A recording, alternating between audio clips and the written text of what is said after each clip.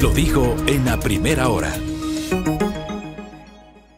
Muy bien, seguimos, 8:08 en la mañana. Qué linda mañana la que tenemos hoy en la capital, cielo despejado, estos climas que son bien extraños en la capital, ¿no? A veces tenemos unos soles caniculares y de pronto unos aguaceros impresionantes, pero bueno, así nos gusta Quito, ¿ah? Gracias a la generosa audiencia que como siempre interactúa con nosotros a través de nuestras plataformas digitales, nuestro chat de WhatsApp que es el 0999-120.000, igualmente ahí ustedes pueden escribirnos con sus aportes, que procuramos en lo posible trasladar a nuestros invitados, nuestra tradicional señal de radio. Obviamente emitimos nuestro programa desde 103.7 FM Estéreo en Quito, provincia de Pichincha, para todo el país a través de las diferentes frecuencias de la gran señal nacional, y también estamos en la internet por www.sonorama.com.es.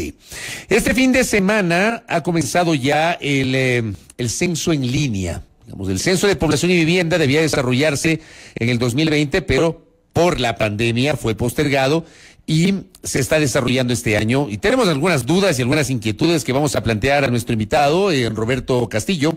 Él es el director del Instituto Nacional de Estadísticas y Censos, INEC. Director, ¿cómo le va? Bienvenido, buen día. Buen día, Fabricio, Belkis, un gusto estar acá y muy gustoso de poder responder todas las inquietudes que tengan. Bueno, empecemos justamente por lo que pasó este sábado 1 de octubre, que entiendo ya está disponible el acceso en línea para el censo. ¿Qué significa eso? Y digamos, si yo ingreso, ¿con qué me voy a encontrar? Bueno, quizás un pequeño paréntesis antes de hablar de responder la pregunta. Quisiera comunicar, ¿no? Desde el INEC muy contentos del arranque del censo de población. Después de 12 años el país va a saber con precisión cuántos somos, dónde estamos y en qué condiciones vivimos. Y en esta ocasión el censo viene con dos modalidades. Una por internet, denominada censo en línea, y otra de forma presencial, que se va a realizar entre noviembre y diciembre. La que es por internet es en el mes de octubre y está pensado, uno, es de forma opcional, dos, está dirigido a todos aquellos hogares o personas que tengan conexión a internet y que, como tú y yo pasamos muchas horas fuera de casa, no necesariamente tenemos el tiempo para recibir a un censista, así que durante todo el mes te puedes censar por internet de manera muy sencilla, fácil y sobre todo segura. Ahora, con respecto al arranque del censo de población que iniciamos a las 7 de la mañana de este día sábado, a la presente tenemos cerca de 50.000 hogares que ya se han registrado en nuestro sistema. Y sí, como tú señalas, tuvimos dos observaciones básicamente. La primera fue con los extranjeros residentes en el Ecuador, que al momento de ingresar su cédula no se les validaba correctamente. Eso es algo que ya se solventó el día domingo. Y dos, por el lapso de 10 minutos tuvimos un inconveniente a la hora de ubicar tu residencia en el mapa. Las demás observaciones que hemos tenido han sido literalmente preguntas de los usuarios que, por ejemplo, se equivocaron a la hora de poner su correo electrónico. En el uno lo ponían bien, en el segundo correo electrónico, que es para validar, cometían alguna falta ortográfica, pero en general fueron más temas de nuestros usuarios que las solventamos obviamente a través de nuestro call center 1-800-08-0808. A esta hora ustedes pueden afirmar que la página está funcionando con total normalidad, precisamente por esto que usted acaba de referir y que yo lo había visto en redes sociales del fin de semana, y este inconveniente que hubo por parte de los usuarios en el sentido de que no se les cargaba el mapa para poder avanzar con el proceso. ¿Esto ya está totalmente superado? ¿Qué reportes tienen? Sí, está totalmente superado. Y eso también es un poco lo bonito ahora de este censo de población, ¿no? Porque es en tiempo real. Digamos, en los anteriores censos, quién sabe cuántas observaciones pudieron haber existido, pero ahora obviamente los usuarios, apenas existe una observación, nos enteramos inmediatamente, tomamos cartas en el asunto y obviamente está solventado este particular. Recuerden que hay que censarse, o tienes la opción de censarte durante todo este mes, de 7 de la mañana hasta prácticamente 12 de la noche. En línea. En línea. Y después de este mes que ya viene el censo físico. Luego viene el censo presencial, ya hago alusión, tú me dirás, bueno, a ver, ¿qué pasa si yo me censo en línea? Si al finalizar el censo en línea, primero hay que tener en cuenta que hay que censarse usted y todos los miembros de su hogar. Al terminar el censo se va a imprimir un certificado con un código QR. Ese certificado debe conservarlo, porque cuando llegue el censo presencial es el documento que usted le indica al censista, con lo cual mi censista lo que va a hacer es comprobar, básicamente va a hacer un chequeo de cuántas personas hay en su hogar y con eso finaliza la entrevista. Y eso es la forma más rápida con la cual ustedes podrán solventar este censo de población. Porque se supone que la información ya se levantó en línea previamente. Así es, de manera muy sencilla. ¿El censo es obligatorio? Sí, la ley estadística lo determina que existe la obligatoriedad para que todas las personas nos podamos censar. Le hago esa pregunta porque, claro, acá nos consultan qué pasa si no accedo al censo. Sí, miren, a ver, la ley es muy clara. El censo es obligatorio, número 1. Número 2, si es que alguien por A o B circunstancia no quiere proporcionar cierta información, siéntanse en su derecho de no hacerlo. Es decir, uno no le puede obligar, no puede entrar en una lógica de que te tengo que obligar, más bien es el contrario. Les hago la reflexión. Han pasado 12 años desde el último censo, la población ha crecido, pero ya no sabemos exactamente cuántos somos, dónde estamos y en qué condiciones vivimos. Y la única forma de hacerlo no es a través de obligándole a la persona a declarar, es que realmente en ese ejercicio democrático compartamos con la familia y digamos temas muy básicos como características de la vivienda, material de piso, pared y techo, cuál es tu nivel educativo, si es que estás trabajando o no, porque esa es información que luego le sirve al ciudadano. Pero termina siendo obligatorio, sí o sí, independientemente de esto que estás señalando, termina siendo obligatorio. La ley lo dice, pero nosotros no tenemos esa actitud. Venga, la ley es del año 76, se habla de ciertas sanciones, pero el INEC no utiliza ni utilizará ese tipo de elementos como para poder motivar a la población a censarse. Uno puede no entregar información, como es el caso del número de cédula de identidad, sobre lo cual se ha levantado toda una alerta en los últimos días, en las últimas horas, en el sentido de que sería ilegal pedir esta información puntual. Sí, muy buena pregunta y aprovecho el espacio. Primero, no es obligatorio. Segundo, ¿por qué la incluimos? La incluimos para mejorar, tiene un fin estadístico, la incluimos solo con el objetivo de mejorar la misma información declarada por el informante. Es decir, evidencia histórica. Normalmente tendemos a redondear las edades o nos equivocamos con las edades. Cuando usted me proporciona esa información, puedo corregir esa información que usted mismo declaró, número 1. 2, las redes sociales, digamos, hay que saber escuchar y escuchar. Digo, todo tiene un tema legal. El INEC tiene un marco legal súper claro. Hay la Constitución, la Ley de Protección de Datos Personales, la Ley Estadística, que le faculta al INEC a poder indagar esta información, siempre y cuando sea con un fin estadístico. Es muy clara la ley. Hasta ahora yo he escuchado también en redes y digo, bueno, citen la norma, porque cuando a uno le dan un micrófono tiene que ser responsable. Y muchos de los comentarios que han surgido son de personas que en su momento, año 2008, levantó una encuesta donde pidió nombres, cédula, y levantó información a más de 9 millones de personas. Entonces ahora me llama la atención de que diga que eso no se debe hacer.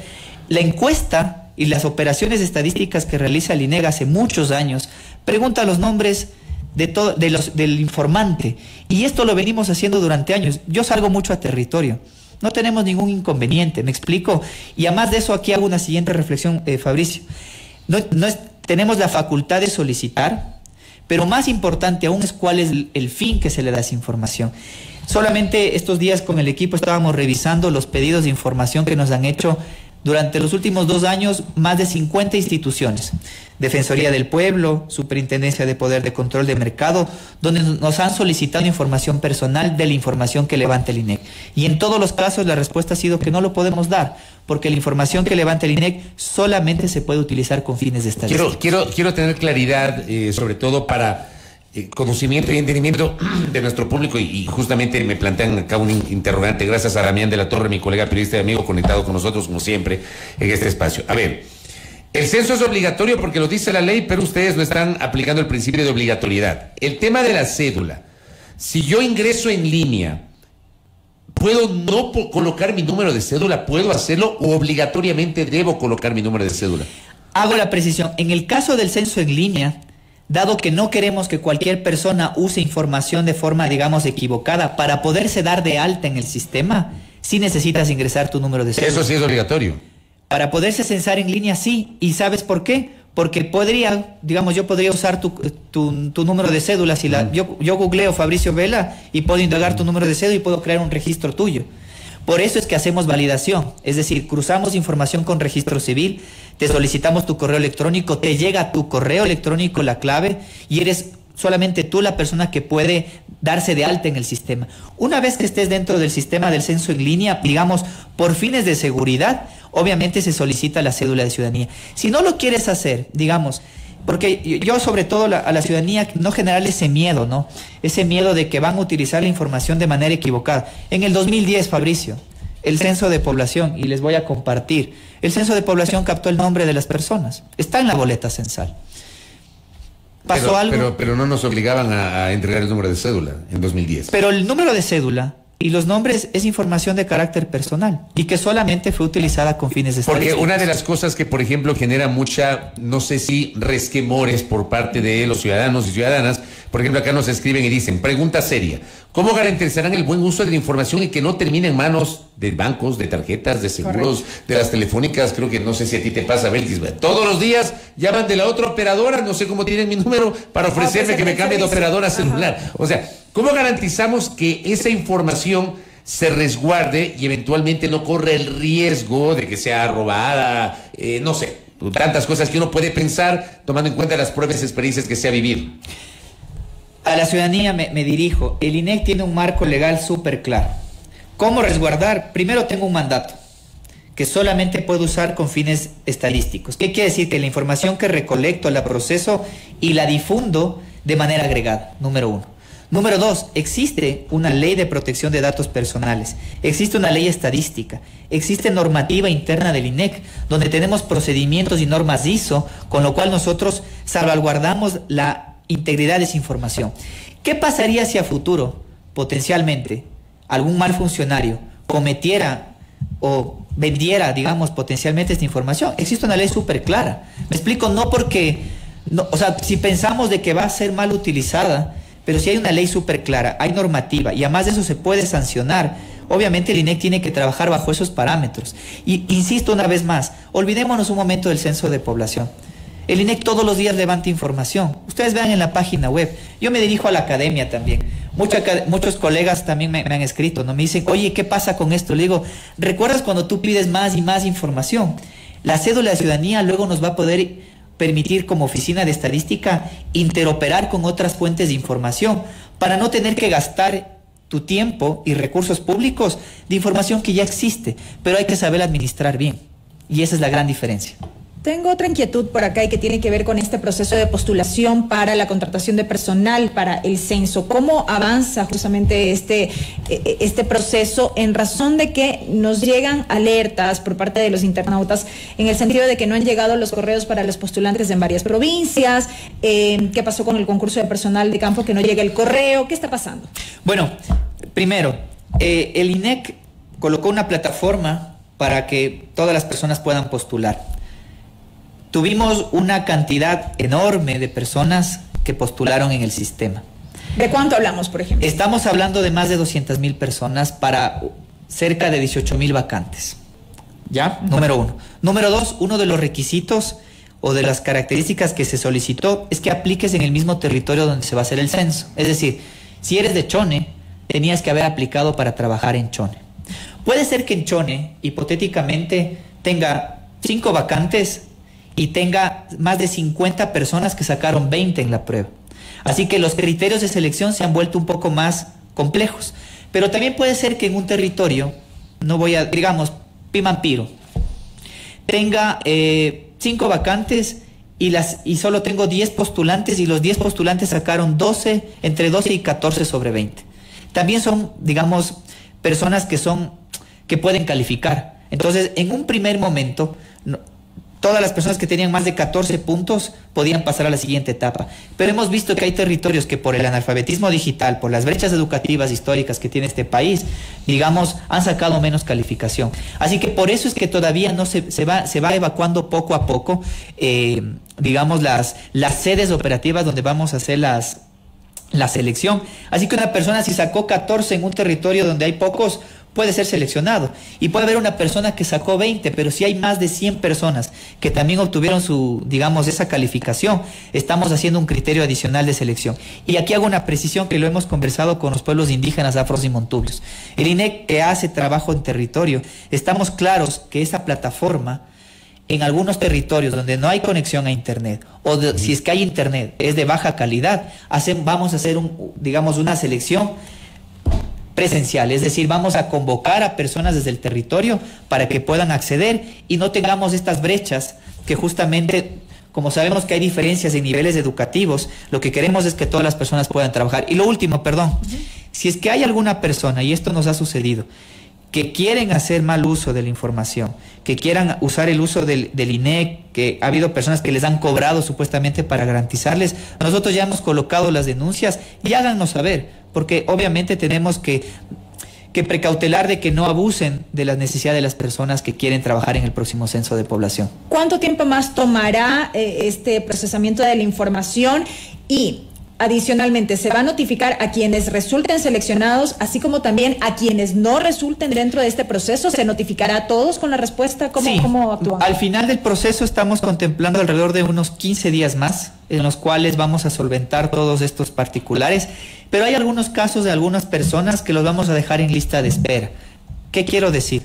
De que cuando arranque el censo de población, sabemos que hay personas que por A o B circunstancia van a renunciar, no van a aguantar el ritmo de trabajo, las largas jornadas, etcétera, pero necesitamos tener obviamente un backup. Entonces hay algunas personas que van a ser elegibles. Así que efectivamente se les va a comunicar, lo hemos visto en redes sociales, estamos todo el tiempo con eso. Les pedimos, obviamente, sabemos que hay las necesidades, pero si alguien tiene alguna denuncia, háganos conocer, porque lo que menos queremos es que existan unos vivarachos que quieran aprovecharse de las necesidades de la población. Tengo un par de aportes sobre justamente el tema del censo y la controversia por el tema de la cédula. Roberto, me escribe Agustín Urbano de Lara, le envío un abrazo a Agustín, y dice: en Argentina en el censo de mayo no se pidió cédula, solo nombre de pila. En Alemania también el mes de mayo tampoco. En Argentina garantizaron que una vez que validabas el correo con la cédula, el número de cédula se borraba. El censo de población de 2010 sí captó nombre y apellido, pero ese está mal, nos dice nuestro oyente. Y por acá tengo otro aporte de Gabriela Torres, que está en sintonía, y me dice: la cédula debería ser sustituida por el Código Único Eléctrico Nacional. Eso uno encuentra en la planilla, ¿no? Inclusive sirve para los pagos en línea de la planilla eléctrica. Dice, para que se pueda operativizar distintos registros administrativos o base de datos diferentes. ¿Cuál es su opinión sobre estos dos aportes que hacen nuestros oyentes sobre el tema de la cédula? Bueno, Agustín, sobre su pregunta, nos ha dado unos ejemplos en algunos países donde no se ha solicitado la cédula. Pero yo le doy otros ejemplos. En Perú, en Costa Rica, en Colombia, sí se lo solicita. Cada país obviamente tiene su propia normativa. He escuchado también que dicen que los censos son anónimos. ¿En dónde dice? ¿Cuál es la ley? ¿Cuál es la norma? Yo creo que hay que ser súper responsables y no generar miedos, digamos, innecesarios, porque juegas con las expectativas de la población. Esto es un ejercicio, hay que ser muy responsable para tener un micrófono y hablar. Sobre todo si en el año 2008, por ejemplo, estando en funciones, o en un momento estuviste en una silla de toma de decisiones, levantaste información solicitando número de cédula y nombres completos, y ahora dices que no había que hacerlo. ¿Usted se está refiriendo al exdirector del INEC, Byron Villasís, que ha sido crítico sobre el tema del número de cédula? Por ejemplo, yo creo que lo más responsable es basarse, citar las normas, mencionar también en su momento lo que se ha realizado, y lo que mencionaba Agustín es que cuando tú captas una información personal, como el nombre, la fecha de nacimiento, el número de identidad, hay que justificar y tener muy claro su utilidad, es decir, para qué se lo va a hacer. En el caso del INEC, y vuelvo a repetir, va a ser exclusivamente utilizada para corregir cierta información que tú declaraste. Y les doy ejemplos concretos. Puede ser que tú en tu nivel educativo dices que por alguna circunstancia te equivocaste y dijiste que solamente eras bachiller, cuando yo sé que en la base del CENESID tienes un título superior. Entonces, en esa base de datos lo único que se hace es validar, sabiendo que ya identifiqué a Fabricio Vela y sé que Fabricio Vela en la base del CENESID me reporta otro título o nivel educativo, corrijo ese tema. Existen reglas muy claras y que de hecho hemos tenido la asesoría de la CEPAL y de las agencias de Naciones Unidas que trabajamos en ese particular. Por eso digo, hay varios momentos. Uno, la justificación del por qué captamos la cédula, legalmente lo podemos hacer. Segundo, el para qué lo hacemos, y les estoy dando ejemplos concretos que en resumen se llama con fines estadísticos. Y tercero, el uso final de la información. Oiga, déjeme interrumpirle porque está en sintonía, vea usted lo que son las cosas. Byron Villasís está en sintonía y dice: en el 2008 se pidió la cédula en una encuesta, no es un censo, y segundo, en el 2008 no estaba vigente la Constitución del 2009 que protegía ese derecho, ni tampoco estaba vigente la Ley de Protección de Datos del 2021. Aportes justamente que yo le traslado a usted.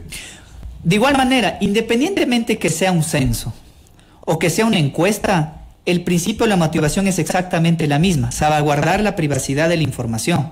La ley de datos públicos es muy clara. Existen ciertos elementos bajo los cuales uno puede solicitar la cédula de ciudadanía. En el caso del INEC, la ley nos faculta.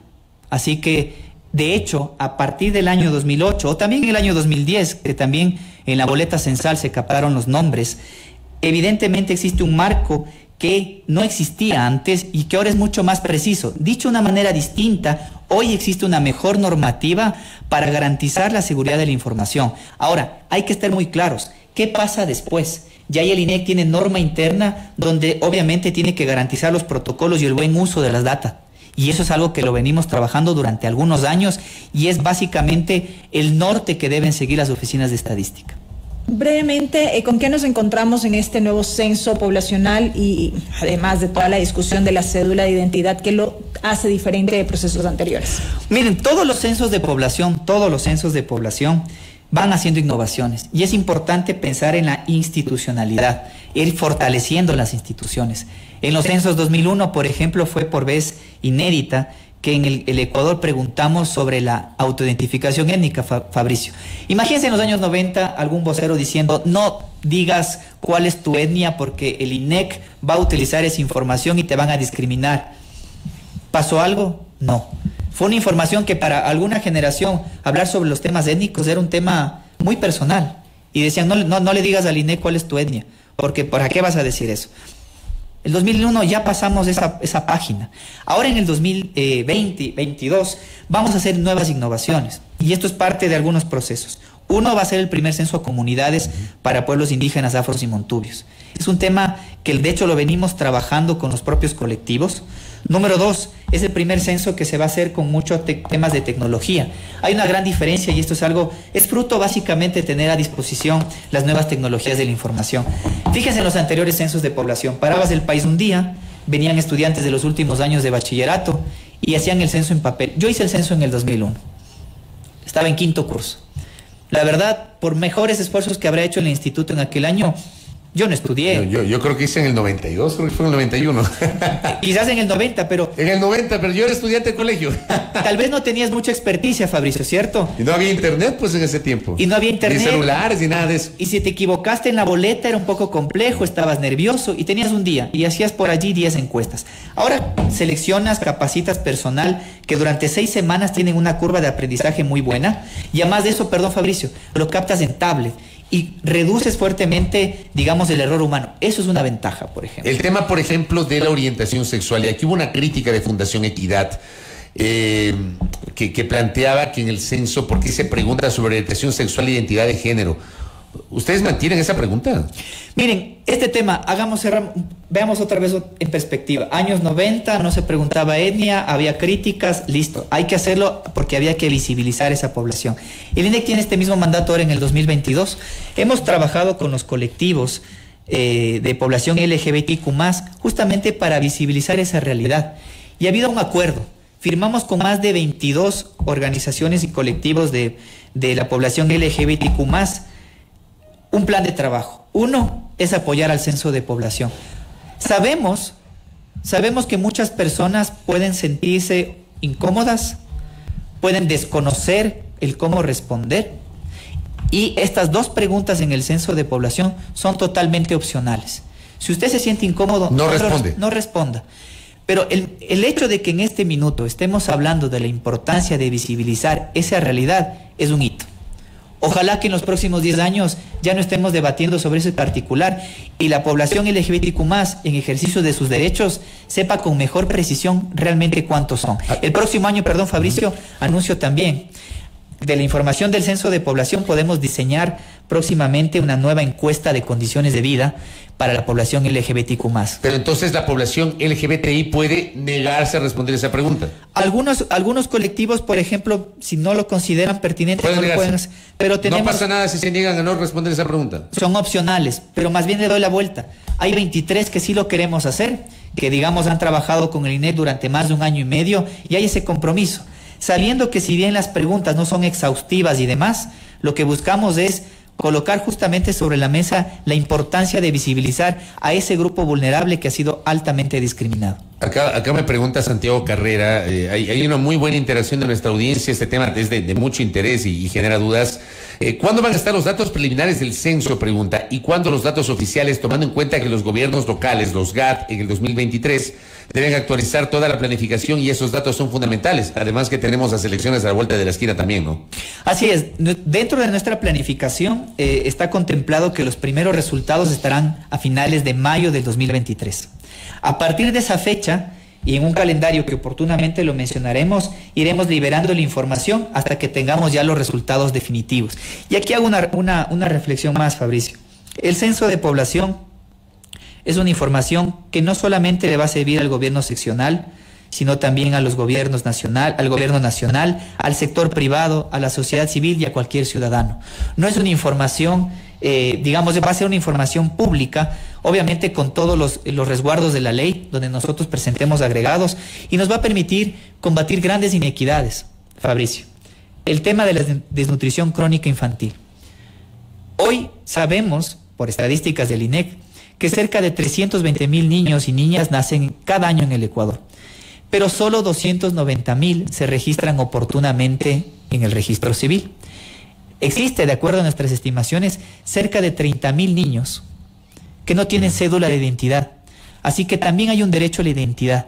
El censo de población, al indagarte si tienes o no cédula de ciudadanía y saber potencialmente dónde están esos niños que no tienen identidad, de manera agregada luego le podríamos decir al registro civil, mira, en un cantón determinado proporcionalmente tienes muchos niños que no tienen identidad. Le doy un ejemplo más concreto: Morona, Santiago, Macas, Taisha, donde por un tema cultural los niños no tienen identidad. Si queremos combatir la desnutrición, debe haber un gobierno, debe haber un Estado que sepa dónde poder focalizar mejor los recursos. Dale importancia también de esta pregunta de si tienes o no cédula de ciudadanía, porque hay niños que no tienen identidad y tú debes tener el derecho a la identidad.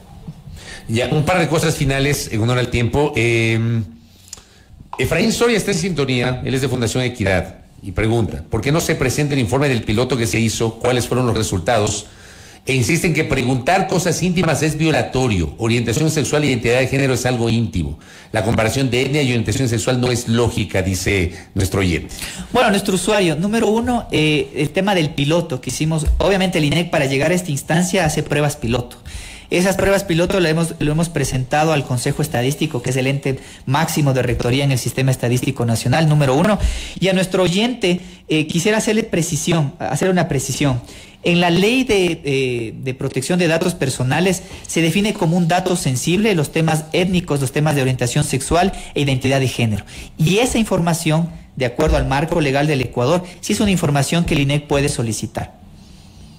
Y lo último, Dayana León dice, si es que hay preguntas que podrían dar cuenta de violencia de género, ¿se van a considerar los tipos de violencia establecidos en el artículo correspondiente a la Ley Orgánica Integral para prevenir y erradicar la violencia contra las mujeres? Pregunta nuestro oyente. La respuesta es no. El censo de población no indaga sobre esta temática. El censo de población indaga un poquito de todo, pero no profundiza en una temática como tal. Así que la respuesta es que para eso existe una encuesta específica, que es la encuesta de violencia de género que realiza el INEC. Y aquí viene una reflexión adicional, y le hago el llamado a la ciudadanía. Pueden haber diferencias de criterio, claramente. Que la ciudadanía, obviamente, independientemente de esta administración, garanticemos de que la información sea utilizada de manera correcta. También hay que pensar de que esta información nos va a servir absolutamente a todos los ecuatorianos. Si usted se siente incómodo con darnos o declarar la información de su cédula de ciudadanía o de su orientación sexual, no lo haga. Pero súmese al censo de población. Hay 70 preguntas adicionales que hablan de temas tan básicos, tan importantes, que van a ser importantes para poder saber cuántos somos, dónde estamos y lo último, en qué condiciones vivimos, para que ustedes luego como ciudadanos le puedan exigir a esos nuevos alcaldes y alcaldesas a que realmente inviertan los recursos en lo que deben invertir: agua y saneamiento, no necesariamente en conciertos, y que realmente luego el gobierno central tú le puedas exigir con información pública para que puedas tú obviamente exigir tus derechos. Porque aquí toda esta discusión es como, bueno, hay que tener información, pero ¿a costa de qué? Lo que quiero decir es que la información del censo la construimos los cerca de 18 millones de habitantes que estamos en este país.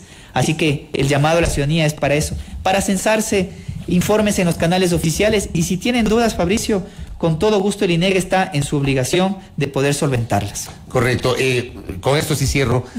Usted decía que el censo es obligatorio, está en la ley correspondiente, pero si alguna persona no accede al censo, ¿puede ser sancionada? ¿Hay alguna sanción o no? ¿Qué pasa en esos casos? Podría ser sancionada, pero la normativa o el reglamento para hacerlo es bastante ambiguo, digamos, y en el INEG en ese sentido no vamos a entrar en ese desgaste. Más bien, la lógica es al revés. Incentivar a la ciudadanía de que esto es un ejercicio, digamos, totalmente democrático, en el cual todos debemos participar. Correcto, Roberto, gracias por el tiempo. Muchas gracias, Fabricio. A Roberto Castillo, él es el director del Instituto Nacional de Estadísticas y Censos, INEC, conversando con nosotros sobre el censo, y he procurado absorber la mayor cantidad de preguntas. Es imposible absorber todas, por si acaso, pero se han llegado preguntas de varios de nuestros oyentes, internautas también, que le hemos planteado a nuestro invitado, a quien le comprometemos para que en el futuro nos vuelva a visitar para seguir, obviamente, desmenuzando las inquietudes de nuestra audiencia. 8:39 en la primera hora. Primera plana. Todas las noticias, todas las voces.